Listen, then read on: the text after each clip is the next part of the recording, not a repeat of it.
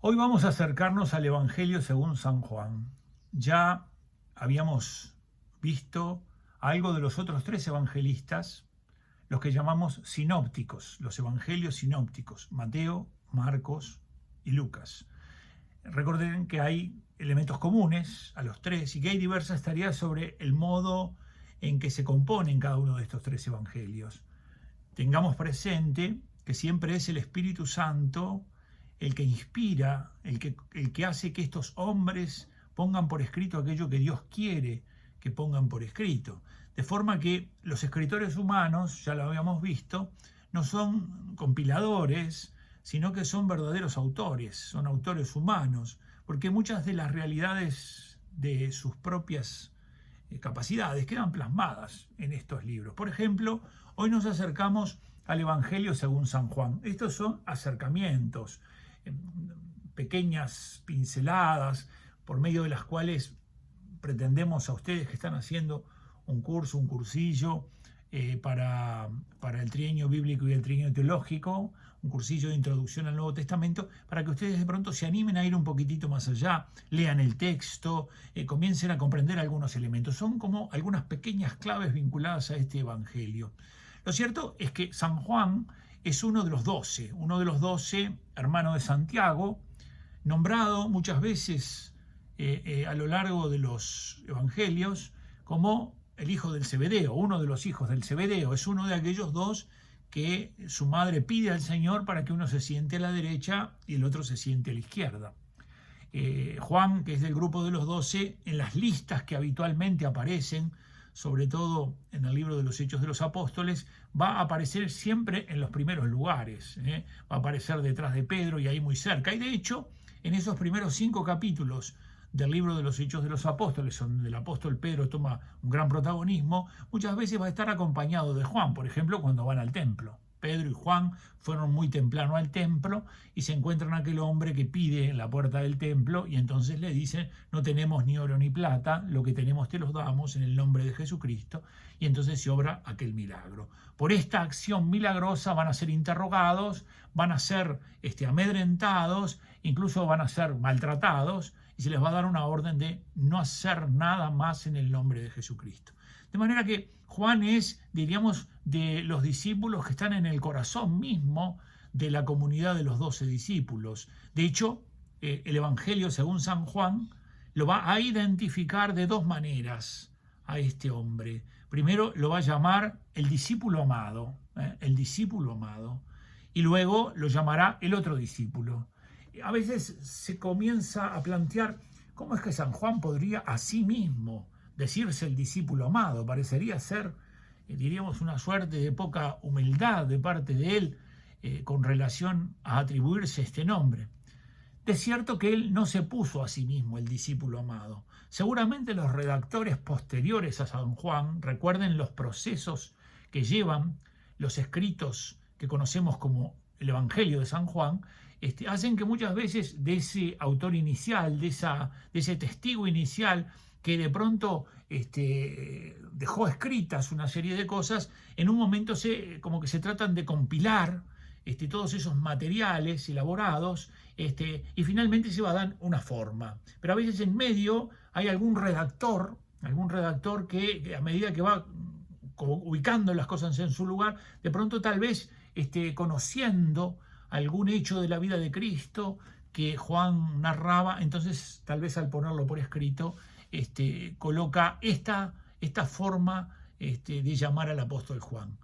Piensan muchos estudiosos que seguramente Juan siempre se presentó a sí mismo como el otro discípulo, es decir, haciendo alusión no a Pedro, sino a él. Y que ese grupo, esa comunidad suya, cuando trataron de poner por escrito estas enseñanzas suyas, entonces allí donde aparecía el otro discípulo, lo transformaron en el discípulo amado. Lo cierto es que es un discípulo cercano, muy cercano a Jesús. No solo participa de esa vida pública del Señor de la que deben ser testigos, sino también es de un pequeño grupo más reducido. No solo es de los 12, sino que también es de los 3. Cuando uno se pregunta cuál es la misión que tienen los 12, sabe que el Evangelio de Marcos es el que de alguna manera la deja muy clara. Dice: los eligió para que estuvieran con él.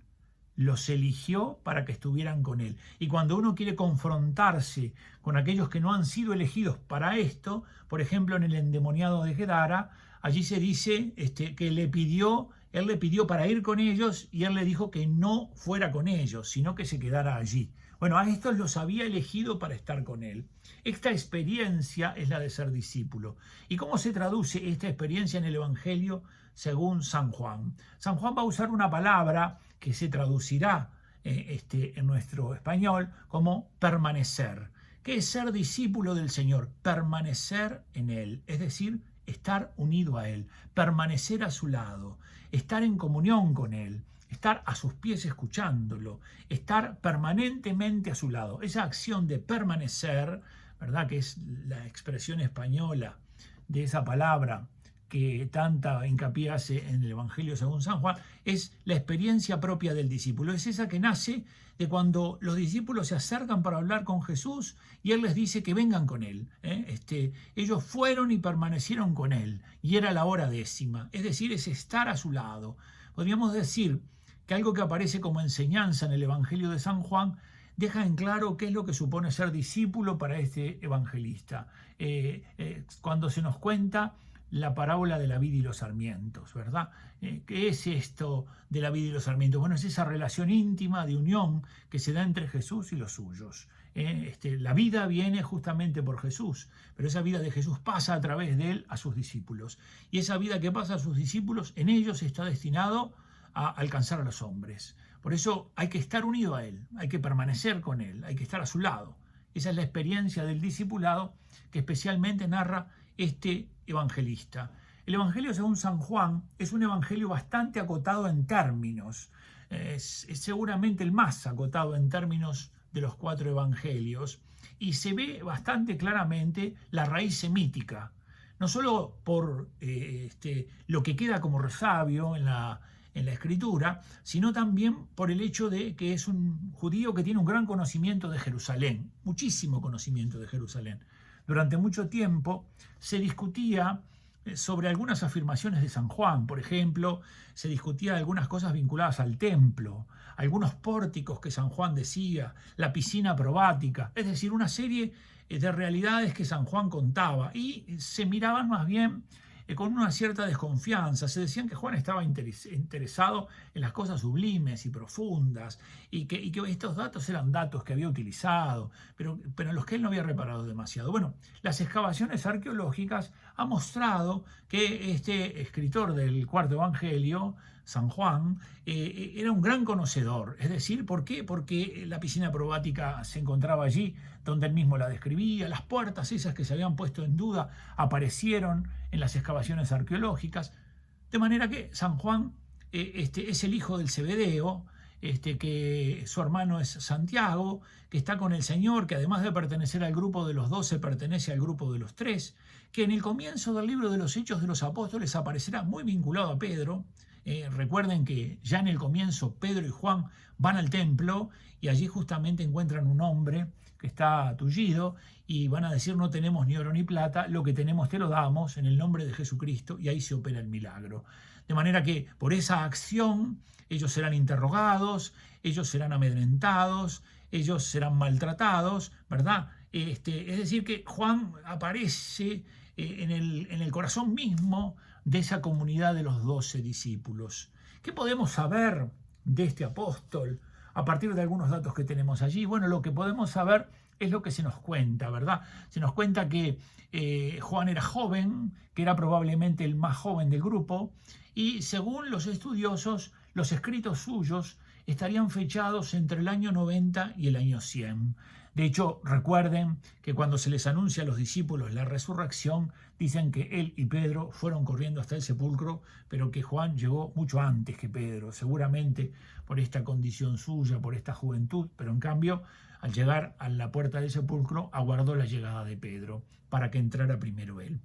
Juan es, diríamos, un evangelista que ha utilizado una serie de palabras que aparecen muy poco en los otros evangelios. En él aparecen con mucha abundancia la palabra vida, la palabra luz, la palabra amor.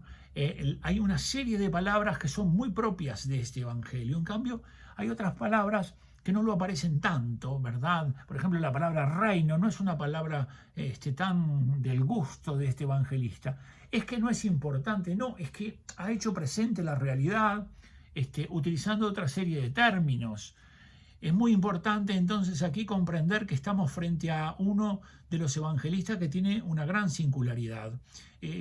Se lo presenta como un evangelio muy espiritual, se lo presenta como un evangelio con una gran elevación. ¿Y de dónde vienen estas cosas? Vienen un poco de esa sensibilidad espiritual de este hombre.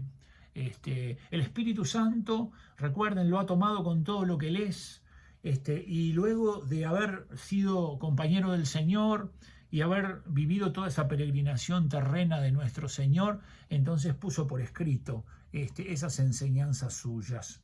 Recordemos que Juan va, diríamos, a ejercer su ministerio por allí por donde andan las 7 iglesias del Apocalipsis, ¿verdad? Éfeso, Tiatira, Esmirna, Pérgamo. Será un poco el lugar de ese ministerio suyo. Cuenta la tradición que es deportado a Patmos y que allí en Patmos, en un periodo muy fuerte de persecución de cristianos, él va a poner por escrito algunas de sus obras y que finalmente irá hacia Éfeso, el lugar en donde nos cuenta la tradición compartió con la Santísima Virgen a partir de aquel pedido que Jesús le hace, estando al pie de la cruz, de que tomara a María con él.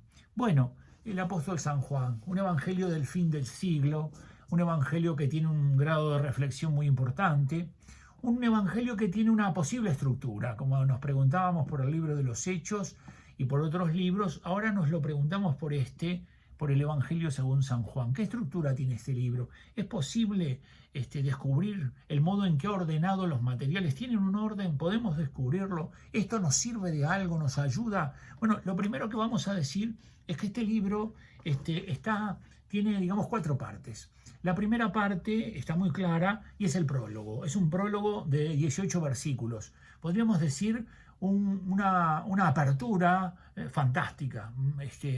Parece que todo el Evangelio se encuentra resumido en estos versículos. Es como si aquí estuviera todo. Es como si hay una obra que está presente en estos versículos y que luego se va a desarrollar en su plenitud.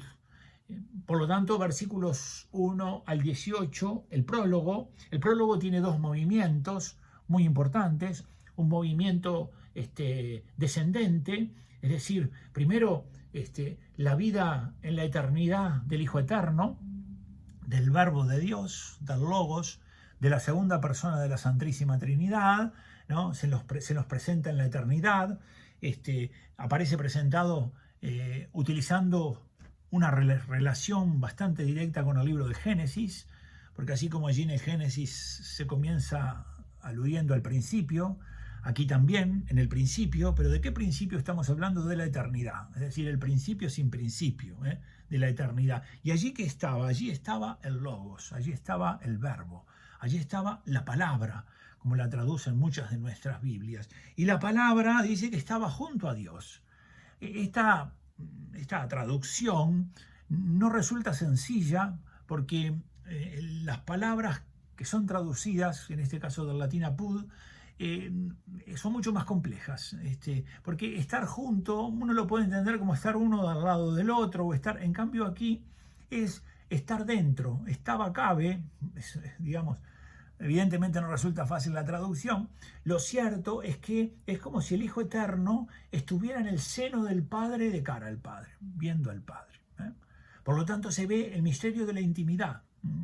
¿En dónde está la eternidad de cara a su Padre? En el seno mismo de su Padre, de cara a su Padre. Y este prólogo tiene un momento de descenso que se va a concretar en el versículo 14 cuando dice: y el Verbo se hizo carne, es decir, la encarnación. Que está desde siempre en la eternidad, que vive de cara a su Padre, que es la segunda persona de la Santísima Trinidad, se hace hombre. Y aquí entramos en una realidad muy importante, ¿verdad? Es decir, la concreción en la carne del Hijo de Dios. ¿En dónde debo yo encontrar a Dios? En Él. Él es el rostro del Dios invisible. El que me ve a mí, dice él, ve al Padre. Por lo tanto, ya no puede quedar una especie de realidad abstracta cuando se habla de Dios, sino que ahora Dios quiere ser encontrado en Jesús de Nazaret, porque se ha concretado en la carne la encarnación del Hijo de Dios. Por eso hay un movimiento descendente, pero este movimiento descendente, digamos, no se realiza como para quedarse allí. ¿Por qué? Porque se nos manifiesta inmediatamente cómo esta presencia de Dios en el mundo ha recibido diversas respuestas, que se pueden concretar en dos: los que no lo recibieron y los que lo recibieron. Y dice que a los que lo recibieron les dio el poder llegar a ser hijos de Dios. Y aquí comienza, diríamos, el camino. ¿Cuál es la intención que el Padre tiene con la llegada de su Hijo? Es que los hombres aprendan a ser hijos de Dios. Porque ahora el Hijo eterno, esa palabra eterna de Dios que estaba junto al Padre desde siempre, al hacerse hombre, al tomar carne, entonces ha traducido en un lenguaje humano, ha traducido en una serie de comportamientos humanos lo que Él es desde siempre en la eternidad. Es decir, vive en la tierra lo que vive en el cielo. ¿Qué es en el cielo Él? ¿Qué es? Es hijo. ¿Y qué es lo que hace aquí en la tierra? Traduce en palabras y en gestos humanos el modo de ser hijos. ¿Para qué? Para que aquellos que lo reciben lleguen a ser hijos, para que puedan vivir como hijos de Dios. En cambio, obviamente que están los que no lo recibieron, los que lo rechazaron, ¿verdad? Y allí San Juan juega mucho con la luz y las tinieblas, con esas oposiciones que muestran cómo en el mundo está presente el príncipe de este mundo, que quiere justamente tratar de que los hombres no acepten ni reconozcan a Cristo. Y el final del prólogo es un final, diríamos, como a toda orquesta, por llamarlo así de alguna manera, porque dice en el versículo 18, a Dios nadie le ha visto jamás, el Hijo unigénito, ese que está en la eternidad desde el principio, que está en el seno del Padre, aquí lo pone con toda esa connotación fuerte, Él lo ha contado. Claro, no es que viene a hablarnos del designio divino, alguien que ha recibido de Dios una serie de mensajes, sino que es ese que está en el seno mismo de Dios. Ese es el que ha venido a darnos a conocer el mensaje del Padre. Y ese descenso suyo para venir a traer el mensaje del Padre, haciéndose hombre y viviendo como hombre lo que vive en la eternidad como hijo, para que los hombres puedan también en la tierra vivir como hijos, ¿verdad? Para que puedan saber cómo se debe vivir como hijo. Por eso el hijo, al hacerse hombre, vive y muestra el ser hijo. Entonces esos hombres ahora que son invitados por él a volver a la casa del Padre. De manera que a ese movimiento descendente por el cual se encarna, hay un movimiento ascendente por el cual quiere llevar a todos los hombres a la casa del Padre. Y esto lo explicita en muchísimos textos, pero recuerdo solo uno que nos ayuda. Me voy, dice Jesús, ya en el discurso de la hora, dice, y a donde yo voy ustedes no pueden venir, pero yo voy a prepararles un lugar para que allí donde yo estoy, ustedes estén conmigo. De manera que Jesús se anticipa para prepararnos un lugar.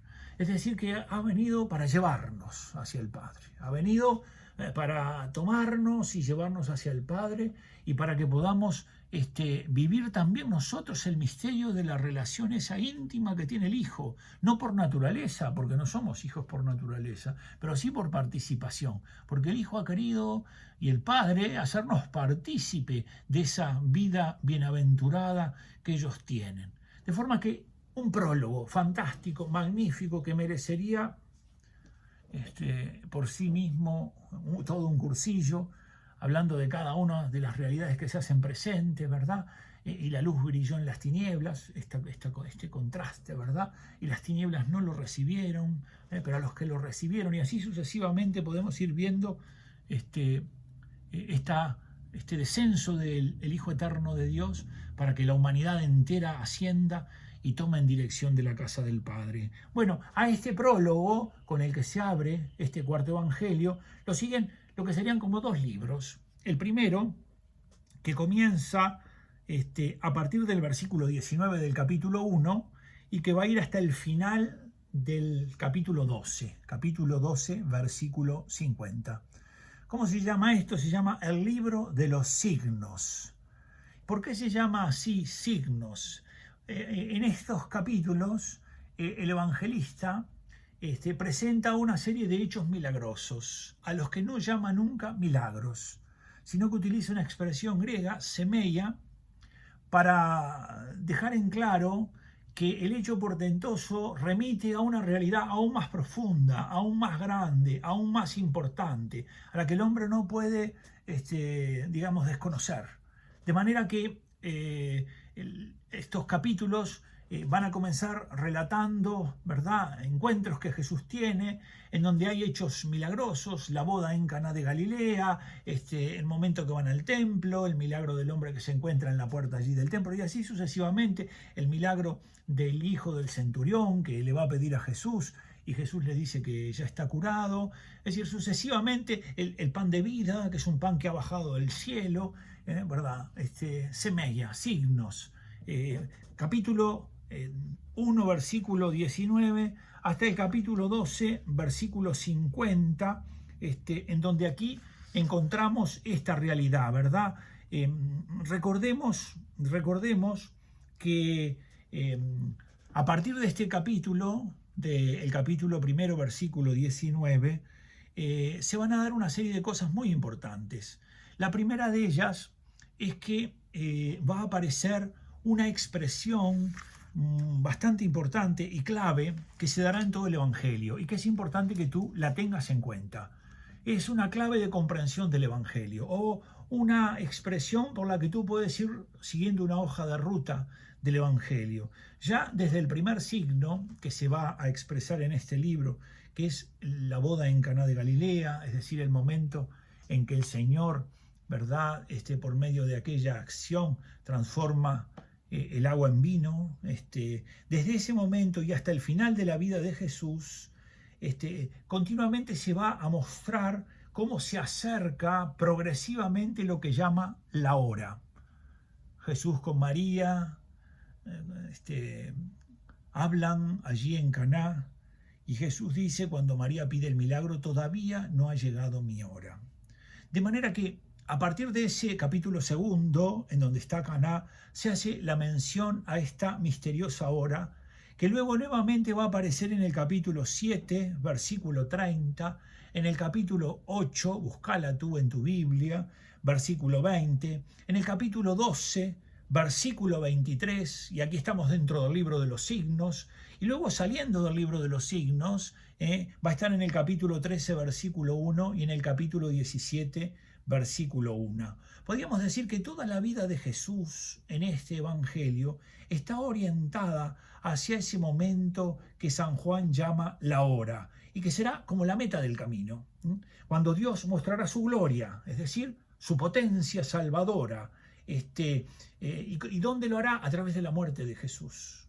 La hora de Jesús coincide con el momento de su glorificación, que se da en esa pasión, exaltación, que Juan llama el ser elevado. Cuando yo sea elevado, atraeré a todos hacia mí. Porque recuerden que el evangelista utiliza muchas expresiones que presentan dos modos posibles. La palabra significa dos traducciones posibles, ¿verdad? Griego ipso significa levantar y elevar, levantar y elevar. Por lo tanto, puede ser que se levanta algo materialmente, como también una acción por la cual se glorifica algo, se exalta algo. Por eso, para este evangelista, el que Cristo es levantado es exaltado, es alzado, ¿verdad? Es exaltado, es glorificado. ¿Por qué? Porque allí es donde muestra la gloria Dios. De manera que la hora comienza desde el inicio, va a estar presente desde el inicio. A partir del capítulo 3 esto se va a hacer como más intenso. Allí Jesús, ya prácticamente comenzando la parte final de su existencia, dice, ha llegado mi hora, ha llegado mi hora. Es decir, ya no se habla de una realidad lejana como en el capítulo 2 cuando estamos en Caná de Galilea y tan indefinida, sino que ahora se ve ya mucho más presente. Bueno, esta expresión, la de la hora, que comienza en el Evangelio con la boda en Caná de Galilea, es una forma de comprensión de todo el Evangelio. Y aquí hago un pequeño paréntesis para reparar sobre algunas cosas importantes. La hora del Señor es la hora del mundo. ¿Por qué? Porque es la hora del juicio sobre este mundo. La hora del Señor es la hora del juicio sobre los suyos. Porque frente a una realidad como esta, tan central y tan importante, uno no puede vivir escondido, ni puede quedar como al margen diciendo yo en esto no entro ni salgo, sino que por el contrario, en la hora del Señor, en esa hora que va a aparecer tan importante a partir de ese capítulo 13, se verán claramente los hombres tal cual son. Por ejemplo, los discípulos se asustarán, encontrarán que las exigencias son muy grandes. Pedro va a negarlo. Es la hora en donde Pilato se lava las manos. Es la hora en donde los jefes religiosos judíos intentan por todos los medios terminar con él, al margen de que no tienen pruebas, ni siquiera han realizado un juicio como debía ser. Es la hora, diríamos, en donde el príncipe de este mundo, ¿verdad? Allí Jesús dice, es la hora del príncipe de este mundo, en donde parece que el príncipe de este mundo toma todo toma las riendas de la situación.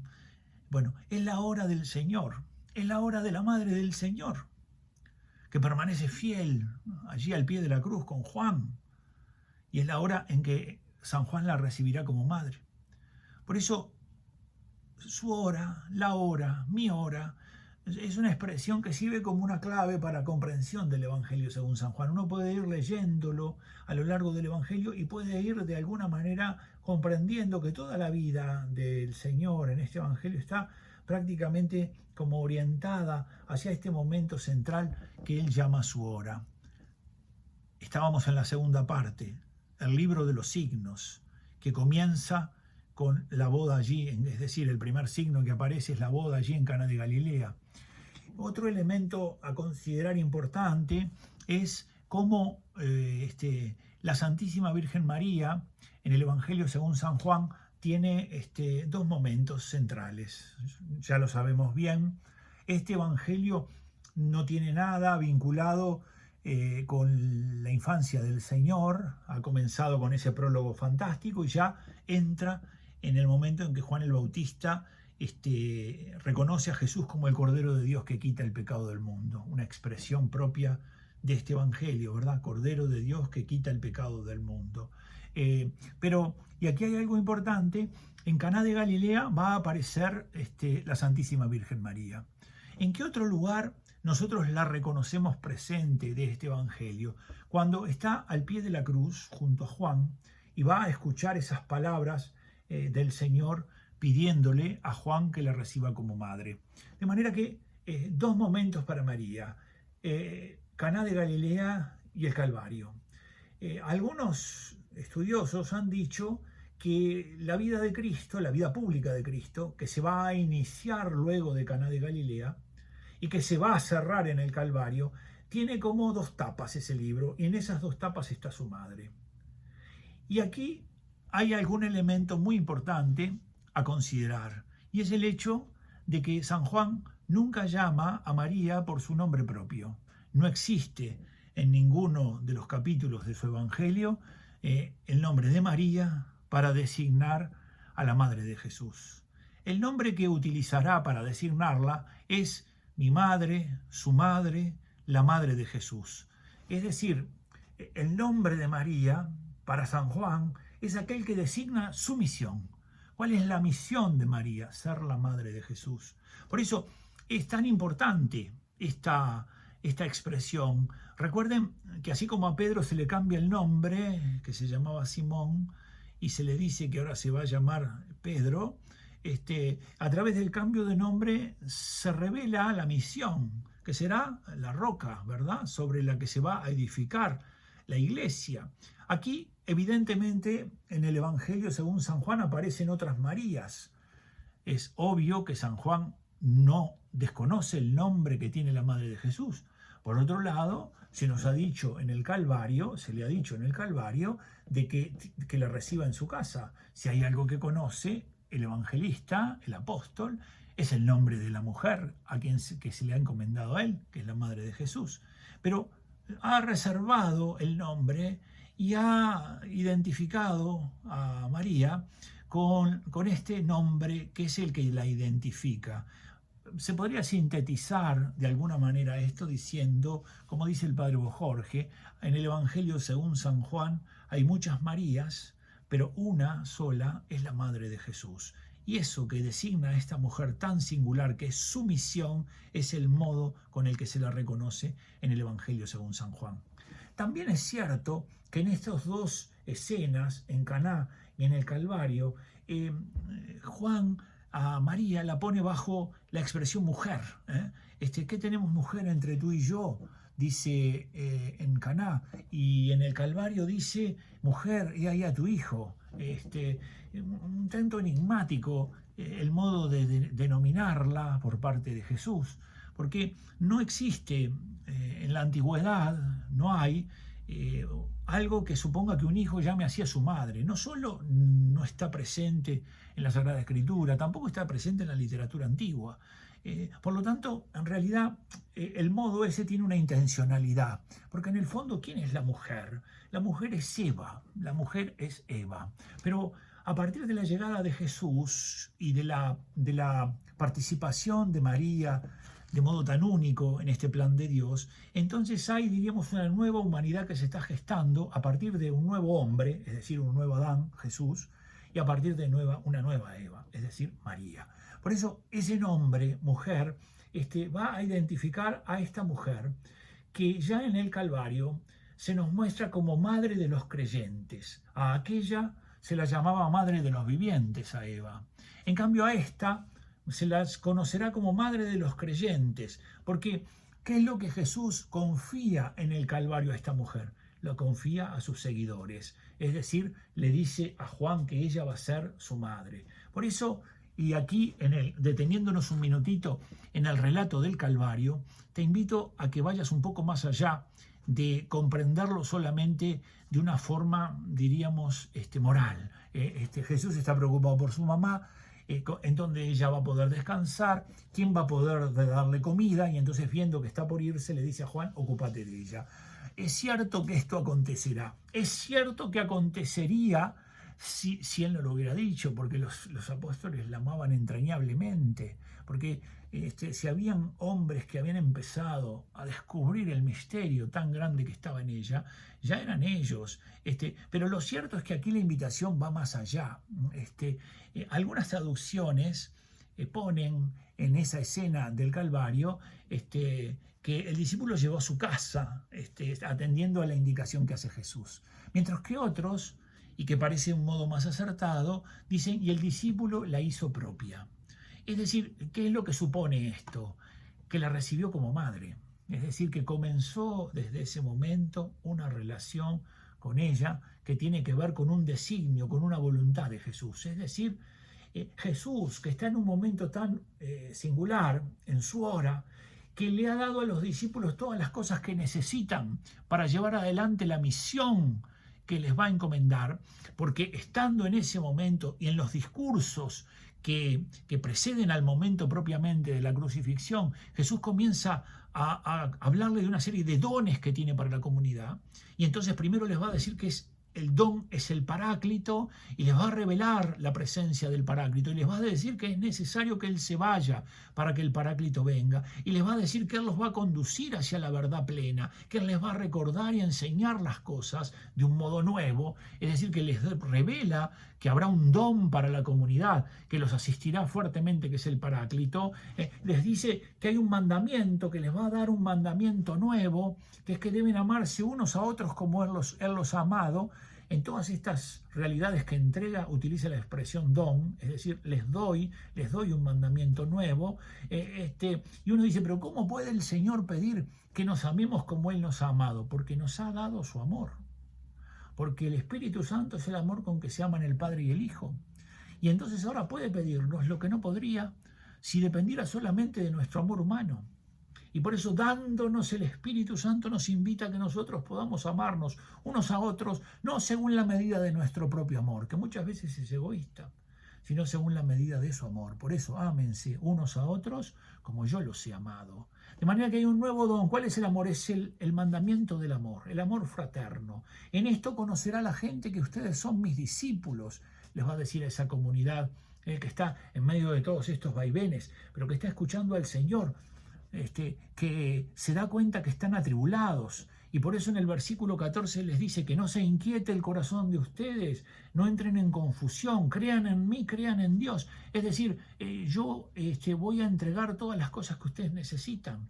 Y luego les dice que les va a dar la paz, les doy mi paz.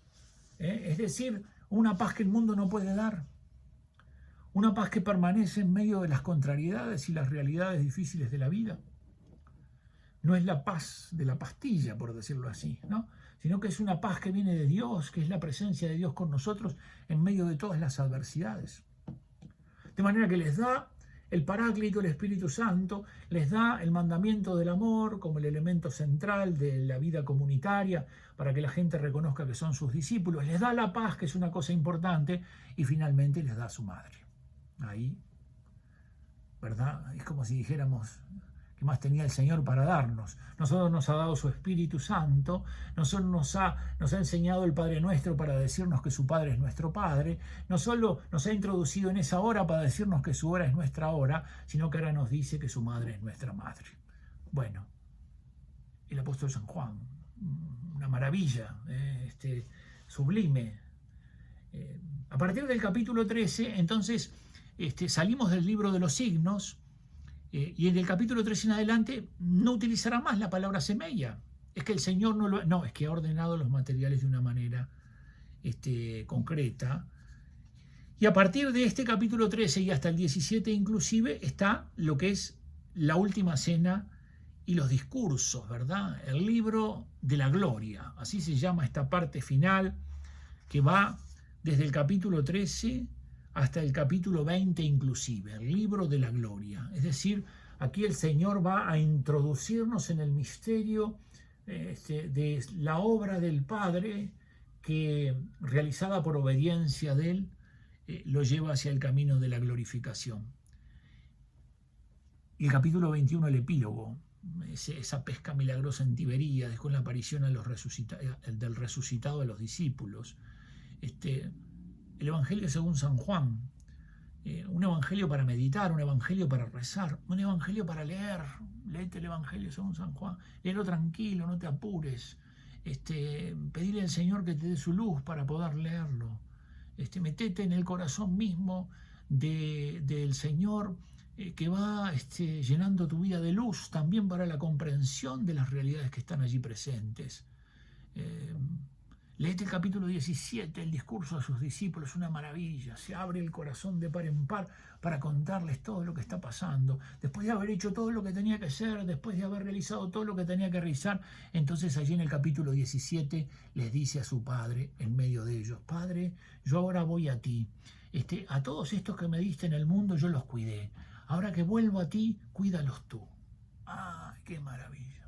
Estamos en las manos del Padre. Jesucristo nos ha confiado a su Padre para que nos cuide, para que nos proteja, para que también nosotros podamos seguir por este camino de elevación rumbo a la casa del Padre, que ese es el destino de todos nosotros, es ir a estar con Él, allí donde Él nos está guardando, en la casa del Padre.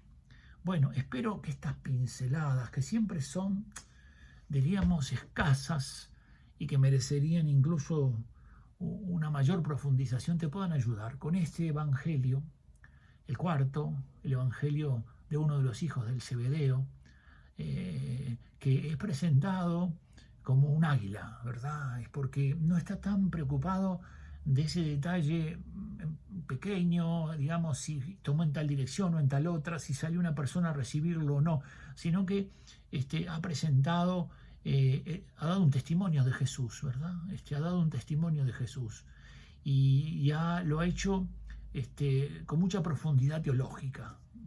La Iglesia San Juan lo ha llamado desde el principio el teólogo, bucea en las profundidades de la acción de Dios. En Zaqueo no solo, en Nicodemo no solo está Nicodemo, sino que están los magistrados judíos. Muchas veces en el Evangelio de Juan tú vas a leer los judíos, pero no hay que entender al pueblo judío, sino que hay que entender los jefes religiosos judíos, que para Juan son los grandes culpables de no haber ayudado a que el pueblo reconociera que Jesucristo es el Mesías, es decir, el Hijo de Dios. En el centro del Evangelio de Juan está la pregunta por la persona de Cristo, es decir, esa realidad, lo que se hace presente en Él, quién es Él, cómo se ha revelado al mundo, cómo se ha dado a conocer al mundo. Bueno, esperemos también poder hacer alguna otra cosa que te permita seguir en esta introducción al Nuevo Testamento y que te haga gustar la lectura de los textos, que es lo más importante, encontrarse con los textos, leerlos, pedirle al Señor luz y animarse a adentrarse por los caminos de la Sagrada Escritura. Que Dios te bendiga.